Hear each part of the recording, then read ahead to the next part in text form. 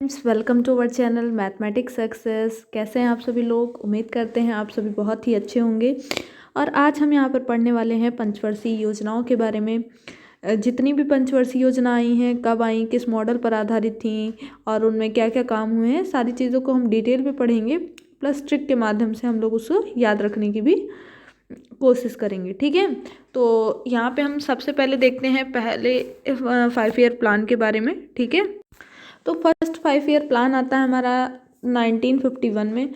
ठीक है, ये 1951 से 56 तक मतलब 5 साल रहता है। ठीक है, तो उसमें क्या क्या काम हुए, ये किस पर आधारित था? तो मॉडल था इसका हेराल्ड डोमर मॉडल पर आधारित था।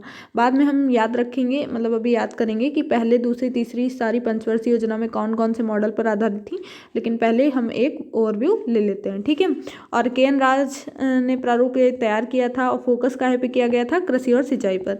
आपको पता है 1947 में हमारा देश आज़ाद हुआ, उसके बाद जो भी कानून व्यवस्था है उसको व्यवस्थित करने में थोड़ा समय लगा। तो पहले सोचा गया कि सबसे पहले कौन सा काम करते हैं, तो हम लोगों ने सोचा कि अपने भारत में मतलब खेती और वगैरह अच्छे से होती है, तो हम इसी पे फोकस कर लेते हैं। तो पहली पंचवर्षीय योजना में कृषि और सिंचाई पर फोकस किया गया। ठीक है, और फिर 2 अक्टूबर 1952 को सामुदायिक विकास कार्यक्रम आता है। और आपको पता है जवाहरलाल नेहरू जी के द्वारा इसकी सिफारिश की गई थी। और इसमें बीडीओ पद की शुरुआत इसी कार्यक्रम से होती है, सामुदायिक विकास कार्यक्रम। तो गांधी जयंती के अवसर पे ये स्टार्ट होता है 2 अक्टूबर 1952 को। 1953 को से राष्ट्रीय प्रसार सेवा शुरुआत हुई। ठीक है, राष्ट्रीय प्रसार सेवा की शुरुआत 1953 से। और बहुउद्देशीय नदी घाटी परियोजना की शुरुआत हुई। तो आपको बस इतना याद रखना है कि हमारी फर्स्ट 5 ईयर प्लान किस पे बेस था, तो हेराल्ड डोमर मॉडल पे आधारित था। और इस प्रारूप को तैयार किसने किया था? के एन राज ने किया था। सामुदायिक विकास कार्यक्रम इसी पंचवर्षीय योजना के दौरान आता है हमारा 2 अक्टूबर 1952 को। और बीडीओ का पद, जो ब्लॉक डेवलपमेंट ऑफिसर का पद है, इसी कार्यक्रम में स्टार्ट हुआ था। ठीक है, और राष्ट्रीय प्रसार सेवा 1953 में। फिर हमारी बहुउद्देशीय नदी घाटी परियोजना स्टार्ट हुई। तो इसमें कौन कौन सी परियोजनाएं, कौन कौन सी नदी घाटी परियोजनाएं चली? तो दामोदर नदी घाटी परियोजना, भाखड़ा नागल नदी घाटी परियोजना और हीराकुंड नदी घाटी परियोजना। नोट करके यहाँ पे लिखा हुआ, आप भी ऐसे नोट्स बना सकते हैं। नदी घाटी परियोजनाओं को आधुनिक भारत का मंदिर किसने कहा है? ऐसे क्वेश्चन पूछा जाता है तो आप बताएंगे जवाहरलाल नेहरू जी के द्वारा नदी घाटी परियोजनाओं को आधुनिक भारत का मंदिर कहा गया है। ठीक है, तो कौन कौन सी योजनाएं आई? दामोदर नदी घाटी योजना, भाखड़ा नागल नदी घाटी योजना और हीराकुंड नदी घाटी योजना। अब हम देखेंगे सेकेंड 5 ईयर प्लान। तो जब हमारा फर्स्ट 5 ईयर प्लान समाप्त होता है तभी हमारा सेकेंड 5 ईयर प्लान 1956 से 61 स्टार्ट होता है। ये किस पर आधारित था? तो ये पीसी महालनोबिस मॉडल पर आधारित था। और पीसी महालनोबिस कौन थे? ये पश्चिम बंगाल के थे। और आपको पता है कि महान सांख्यिकी के वैज्ञानिक थे ये। और इन्हीं के उस पर हम लोग 29 जून को जन्म दिवस पर सांख्यिकी दिवस मनाते हैं।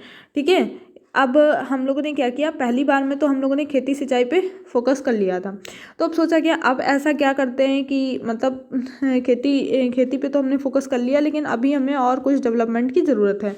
तो सोचा गया भाई चलो कुछ उद्योग लगा लेते हैं, जो भी मतलब खेती से हमारी जो भी उपज हो रही है उसका कुछ मतलब यूज़ हो। जैसे मान लो कपास वगैरह है, जूट है। ठीक है, तो हम इसको औद्योगिक स्तर पे ले जाते हैं। तो सोचा गया, फिर सेकेंड 5 ईयर प्लान में क्या किया गया, भारी उद्योगों पर बल दिया गया। ठीक है, जैसे लौह इस्पात, रेलवे, क्योंकि हम लोगों को मतलब बिल्कुल डेवलपमेंट नहीं था इंडिया का, थोड़ा बहुत था मतलब।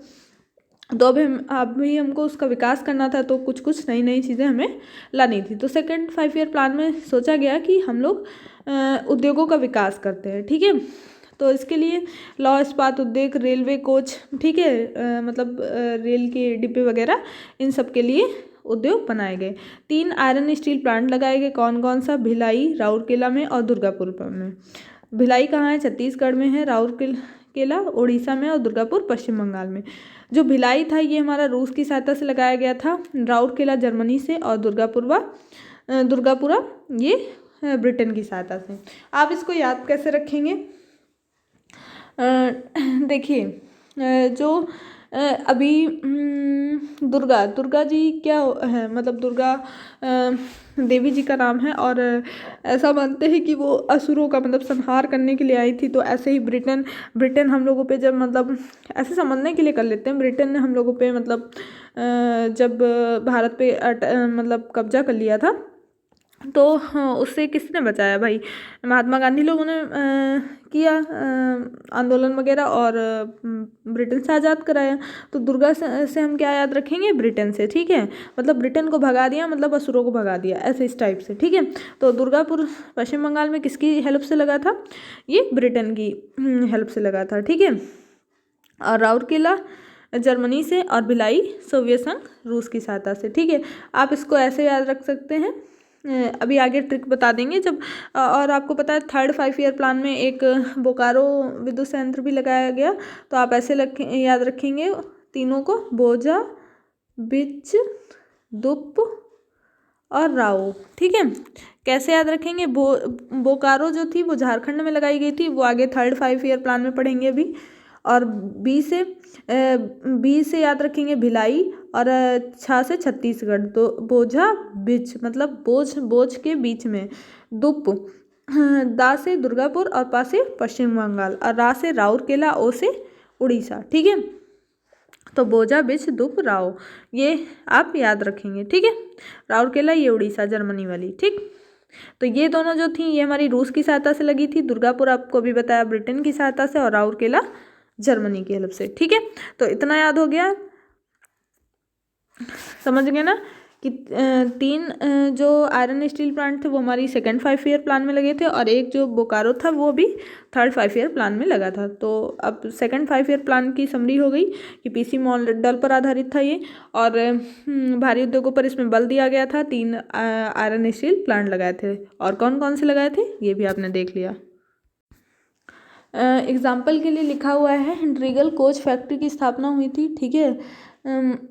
CDP कार्यक्रम की समीक्षा के लिए 1957 में बलवंत राय मेहता समिति का निर्माण हुआ था। आपको पता है इन्होंने त्रिस्तरीय पंचायती राज व्यवस्था की सिफारिश की थी, जो जिसकी शुरुआत जो है राजस्थान के नागौर जिले से जवाहरलाल नेहरू जी के द्वारा की गई थी, ठीक है। और 1 जनवरी 1958 को क्या होता है? DRDO की स्थापना होती है। आप सभी को ये याद होगा, मतलब ये 1956 से 61 के बीच में आता है, इसलिए लिख दिया गया। अगर बाई चांस पूछ ले कि DRDO की स्थापना किस पंचवर्षीय योजना के दौरान हुई थी, तो दूसरी पंचवर्षीय योजना के दौरान हुई थी, 1 जनवरी 1958 को। अब देखते हैं हम 3rd 5 year plan. 3rd 5 year plan कब से कब तक रहा? 1961 से 66 तक, ठीक है। जैसे ही 2nd खत्म हुआ तुरंत 3rd वाला स्टार्ट हो गया। अब जब 3rd 5 ईयर प्लान आता है तो बहुत सारी समस्याएं आती हैं, ठीक है।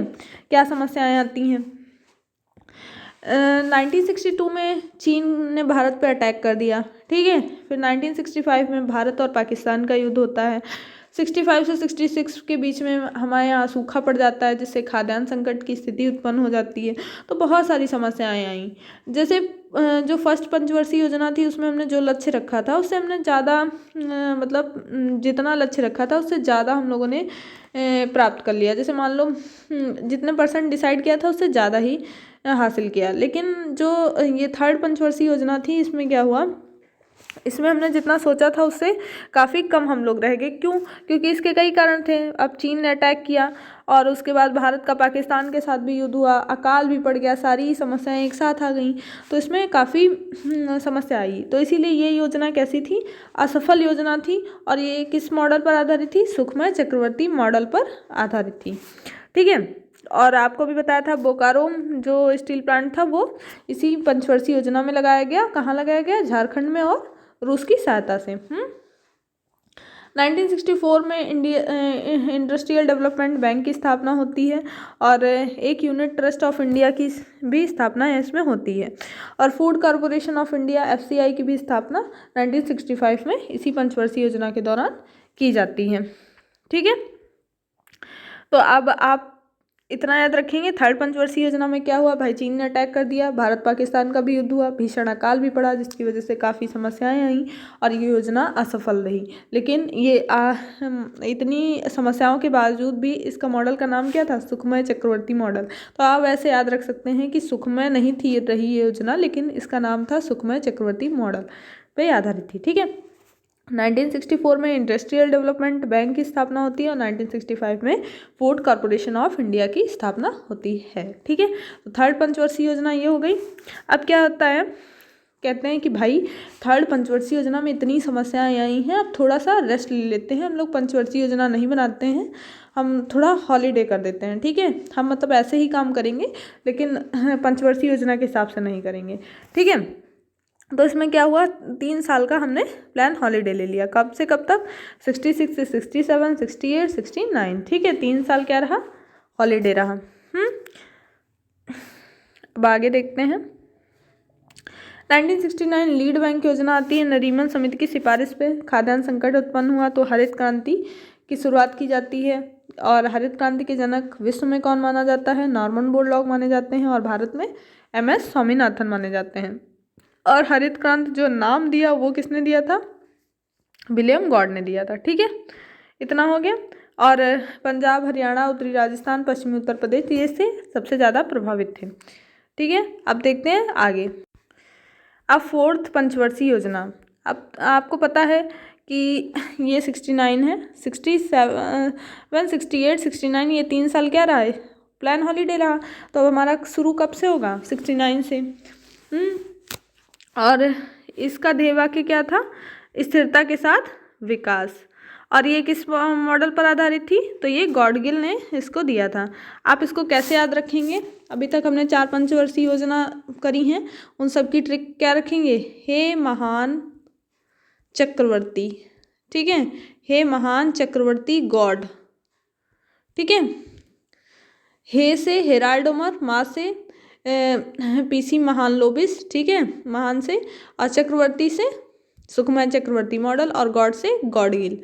ठीक है। तो ये चारों मॉडल हो गए, पहली, दूसरी, तीसरी और चौथी पंचवर्षीय योजना किस प्रारूप पर, किसके मॉडल पे आधारित थी, तो आपको ये याद हो गया होगा, हे महान चक्रवर्ती गॉड। ठीक है।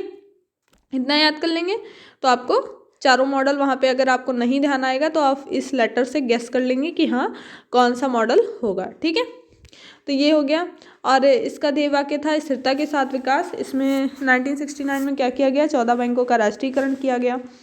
साथ में 1973 से 74 के बीच में सूखा प्रवण क्षेत्र कार्यक्रम भी चलाया गया, क्योंकि आपको पता है तीसरी पंचवर्षीय योजना के दौरान हमें काफ़ी खाद्यान्न संकट का सामना करना पड़ा था, तो इसकी वजह से सूखा प्रवण क्षेत्र कार्यक्रम भी अब शुरू कर दिया। 1974 में ऑपरेशन स्पाइलिंग बुद्धा शुरू हुआ और यह भारत का पहला क्या था, परमाणु परीक्षण था। ठीक है। तो ऑपरेशन स्माइलिंग बुद्धा आपने सुना होगा, ये भारत का पहला परमाणु परीक्षण था। कौन सी पंचवर्षीय योजना के दौरान हुआ, चौथी पंचवर्षीय योजना के दौरान हुआ। और परिवार नियोजन कार्यक्रम भी इसी पंचवर्षीय योजना के दौरान शुरू हुआ था। ठीक है। अब आते हैं हम 5th 5 ईयर प्लान में। 5th 5 ईयर प्लान क्या था, 1974 से 78 के बीच में आता है ये, और एकमात्र ऐसी पंचवर्षीय योजना थी जो समय से पहले समाप्त हो गई। ठीक है। बाकी सारी 5-5 साल के बाद समाप्त हुई, लेकिन जो 5वीं पंचवर्षीय योजना थी ये समय से पहले ही समाप्त हो गई।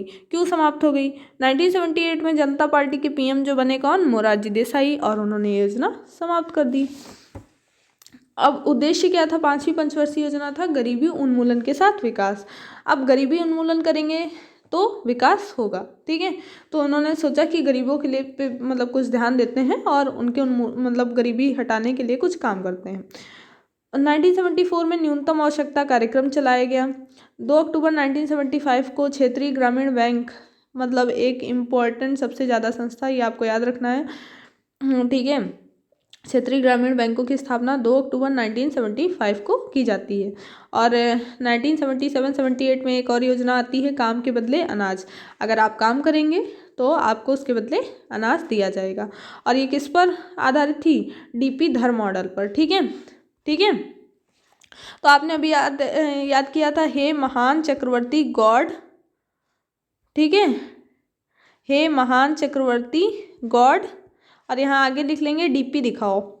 गॉड से, भगवान से प्रार्थना कर रहे हैं। अब आजकल व्हाट्सएप पे डीपी बहुत देखते हैं ना हम लोग, तो हे महान चक्रवर्ती गॉड डीपी दिखाओ। तो हे से हेराल्ड उमर मॉडल, माँ से महान लोबिस, पीसी महान लोबिस, चक्रवर्ती सुखमय महान चक्रवर्ती से चक्रवर्ती सुखमय मॉडल, और गॉड से गॉड गिल, और डीपी से डीपी धर। ठीक है, तो हमारी ये 5 पंचवर्षीय योजनाओं के मॉडल याद हो गए होंगे आपको भी और हमको भी। ठीक है, फिर आ जाता है रोलिंग प्लान, क्योंकि भाई मोरारजी देसाई की सरकार आई और उन्होंने पंचवर्षीय योजना बंद कर दी। कब से कब तक बंद रही? 1978, 79, 79 से 80, इन दोनों के बीच में बंद रही। और रोलिंग प्लान जो है उसके प्रतिपादक कौन थे? तो गुनार मिडरल थे। ठीक है, इनकी बुक है एशियन ड्रामा। समझ गए इतना? अब आगे चलते हैं। 6 5 ईयर प्लान आता है आपका 1980 से 85 के बीच में। इसमें क्या होता है, ये किस पे आधारित था? आगत निर्गत मॉडल। ठीक है, आए और गए। ठीक है, 6 क्लास में हम लोग 5 क्लास से 6 क्लास में क्या करते हैं, कभी कभी हमारा स्कूल 5th तक था मान लो, तो हम 5th से 6 में गए, तो आगत निर्गत मॉडल पे आधारित था। इसमें क्या कहा गया कि हम रोजगार बढ़ाएंगे, रोजगार बढ़ेगा तो गरीबी उन्मूलन होगा। ठीक है, और इसमें देखा गया कि भाई कितना कैलोरी मतलब ग्रामीण के लिए आवश्यक है, कितना शहरी के लिए। तो इसमें कहा गया 2400 कैलोरी ग्रामीण के लिए ज़रूरी है और 2100 कैलोरी शहरी के लिए। अब भाई इतना डिफरेंस क्यों?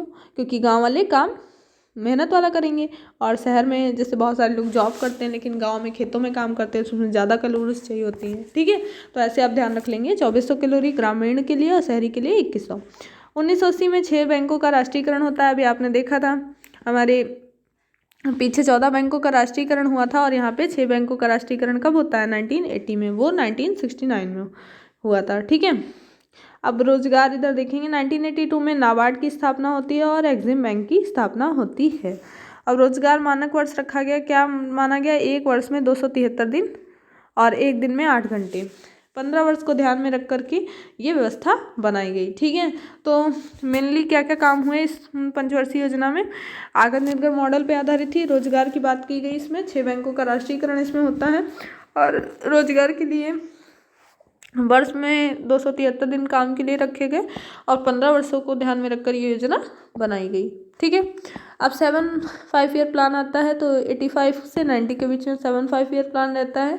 इसका नारा क्या था? रोजी रोटी और उत्पादकता। ठीक है, भोजन, काम और उत्पादकता। इसमें निजी क्षेत्र को वरीयता दी गई, और 1986 में स्पीड पोस्ट की शुरुआत होती है। ट्राइफेड जनजातीय क्षेत्रों के उत्पादों को बेचने के लिए जो मार्केट होती है उसके लिए ट्राइफेड आया। ठीक है, 1988 में सेबी, और 1985 में इंदिरा गांधी आवास योजना शुरू होती है, जो वर्तमान में प्रधानमंत्री आवास योजना के नाम से जिसको आप जानते हैं। ठीक है, फिर योजना अवकाश हो जाता है, कब से कब तक? 1990 से 91, 91 से 92, मतलब 2 साल का। इस समय पीएम कौन थे? हमारे नरसिम्हा राव जी थे, और वित्त मंत्री कौन थे? मनमोहन सिंह जी। विदेशी मुद्रा भंडार संकट उत्पन्न हो जाता है, तो क्या होता है? हमारे वित्त मंत्री मनमोहन सिंह के द्वारा एक नीति लाई जाती है, जिसे क्या कहते हैं? एलपीजी नीति। लिबरलाइजेशन, प्राइवेटाइजेशन और ग्लोबलाइजेशन, उदारीकरण, निजीकरण और वैश्वीकरण, जिसके लिए मनमोहन सिंह जाने जाते हैं, आपको पता ही होगा। एलपीजी एक मतलब बहुत ही इम्पॉर्टेंट फैक्टर था, जिसकी वजह से मनमोहन सिंह जी मतलब काफ़ी इसके लिए जाने जाते हैं। हमारे पास विदेशी मुद्रा भंडार मतलब बिल्कुल समाप्त हो गया था, संकट की स्थिति थी, तब इन्होंने उस स्थिति से भारत को बचाया था। तो ये कौन सी पंचवर्षीय योजना थी? 7th वाली, रोजी रोटी और उत्पादकता इसका नारा था। इसमें स्पीड पोस्ट की शुरुआत होती है। ट्राइफेड जनजातीय क्षेत्रों के लिए जो मार्केट होती है उसके लिए ट्राइफेड की संस्था की स्थापना, और 1988 में सेबी की, और 1985 में इंदिरा गांधी आवास योजना शुरू होती है, और योजना अवकाश हो जाता है। फिर 90 में जब ये योजना खत्म होती है, 7 5 ईयर प्लान, 2 साल का योजना अवकाश होता है। उस समय प्रधानमंत्री में थे नरसिम्हा राव और वित्त मंत्री मनमोहन सिंह। विदेशी मुद्रा भंडार का संकट उत्पन्न होता है, और हमारे मनमोहन सिंह जी के द्वारा एलपीजी की नीति लाई जाती है, उदारीकरण, निजीकरण और वैश्वीकरण की नीति। ठीक है, और वो मॉडल किसका था? राव सिंह मॉडल पर आधारित था। ये इतना नहीं पूछे जाते, जो स्टार्टिंग के आपको बताया था, हे महान चक्रवर्ती गॉड डीपी दिखाओ, उतना याद रखिएगा, वो 5 बहुत इंपॉर्टेंट है। 8वीं पंचवर्षीय योजना ये 1992 में जब योजनाओं का समाप्त होता है तो ये शुरू हो जाती है। इसका ध्येय वाक्य था मानव संसाधनों का विकास, और जॉन मिरर मॉडल पर ये आधारित थी। आपको पता है 73वां 74वां संविधान संशोधन इसी के दौरान आया और इसमें क्या किया गया, पंचायती राज व्यवस्था को संवैधानिक दर्जा दिया गया था। 1 जनवरी 1995 को WTO की स्थापना होती है और भारत इसका संस्थागत सदस्य, मतलब WTO का संस्थागत सदस्य 1 जनवरी 1995 को बनता है। ठीक है। मिड डे मील योजना भी 1995 पर आई और ऊर्जा पर सर्वाधिक व्यय इसी पंचवर्षीय योजना के दौरान किया गया। तो मानव संसाधनों का विकास मतलब ऊर्जा का विकास, ऐसे याद रखेंगे। ठीक है। और फिर आते हैं 9 ईयर प्लान पे, 1997 से 2002 के बीच में ये रहती है। 1998 में परमाणु ऊर्जा परीक्षण होता है, आपको पता है स्माइलिंग बुद्धा वहाँ पे हुआ था। ठीक है। 1974 उधर 75 में, और यहाँ पे क्या होता है नवी पंचवर्षीय योजना में ये होता है ऑपरेशन पोखरण शक्ति। ठीक है। पोखरण में होता है ऑपरेशन शक्ति, पोखरण में होता है। और 99 में कारगिल युद्ध होता है, आपको पता है पाकिस्तान और भारत के बीच में। सर्व शिक्षा अभियान हमारा चलता है 2000 में। देवा के क्या था, न्यायपूर्ण वितरण एवं समानता के साथ विकास। 9 से न्याय याद रखेंगे, 9 से न्याय याद रखेंगे, न्यायपूर्ण वितरण और समानता के साथ विकास। ठीक है। PM ग्राम सड़क योजना 25 दिसंबर 2000 को। 10वीं पंचवर्षीय योजना 2002 से 2007, सबका साथ सबका विकास। ठीक है। 10वीं पंचवर्षीय योजना 2002 में शुरुआत होती है और इसका नारा क्या था, सबका साथ सबका विकास। 10 बस, अब बहुत हो गया, अब हम सबको साथ लेके चलेंगे और सबका विकास होगा, ऐसा माना गया। और नरेगा का नाम मनरेगा बाद में हुआ ना, आपको पता है 2005 में स्टार्ट हुई थी। ठीक है। और लगभग क्षेत्र कितना कवर किया, 33%।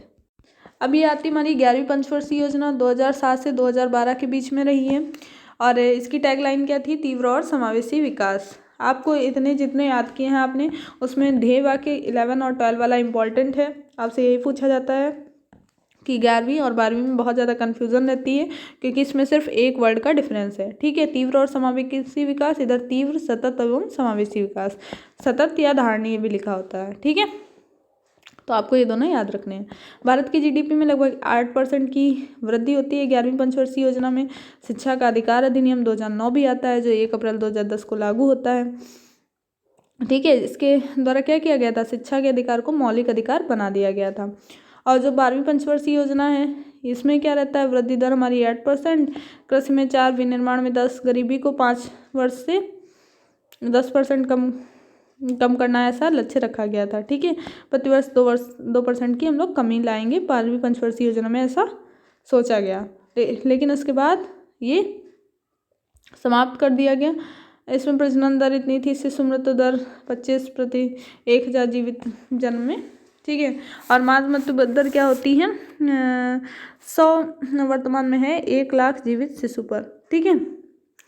सर्वाधिक व्यय किस पे हुआ, सामाजिक और सामुदायिक स्वास्थ्य पर हुआ। अब इतना ही याद रखेंगे आप। ठीक है। इसकी थीम याद रखेंगे। इसके बाद फिर पंचवर्षीय योजना नहीं आई है, उसके बाद से 12वीं पंचवर्षीय योजना के बाद से। तो आपको 12वीं पंचवर्षीय योजना का ध्येय वाक्य याद रखना है, तीव्र, सतत और धारणीय समावेशी विकास। ठीक है। मतलब पर्यावरण को ध्यान में रख करके हम लोग विकास करेंगे। तो आपने ये सारी पंचवर्षीय योजनाओं को शॉर्ट में एक देखा, मतलब एक ओवरव्यू लिया और उम्मीद करते हैं आपको सारी चीज़ें अच्छे से समझ में आई होंगी। अगर कहीं पे कोई प्रॉब्लम आई हो तो नीचे कमेंट बॉक्स में बता सकते हैं। और अगर वीडियो पसंद आया है तो वीडियो को लाइक करेंगे और अपने दोस्तों को शेयर करेंगे। Thank you for watching this video. जय हिंद, जय भारत।